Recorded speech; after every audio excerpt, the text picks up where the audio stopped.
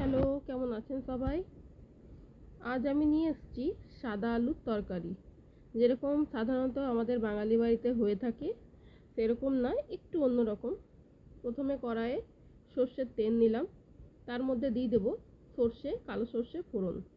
তার মধ্যে দেব ছোট করে কুচি করে রাখা আদার টুকরো। তারপর দেব দুটো কাঁচা আর পাকা কাঁচা লঙ্কা আমি কেটে রেখেছিলাম, সেটা দেব। ঝালটা অবশ্যই আপনারা আপনাদের পছন্দ অনুযায়ী নেবেন। তারপরে কিছু কারি পাতা দেব। এখানে একটু হিং দিতে হতো, আমি একদম ভুলে গেছি, আপনারা অতি অবশ্যই দেবেন। চাইলে টমেটো দিতে পারেন, টমেটো দিলে টেস্টটা ভালো হয়, আমি দিইনি। এরপরে সেদ্ধ করে রাখা আলুটাকে দিয়ে দেব।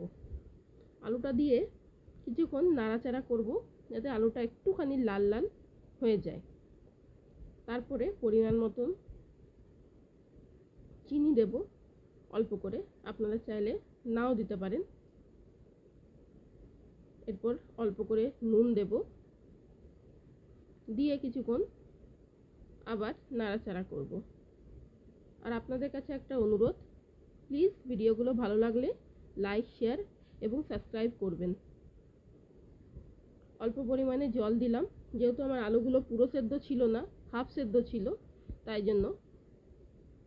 তারপরে ঢাকা দিয়ে 5 মিনিটের মতো গ্যাসটাকে মিডিয়াম করে রাখবো।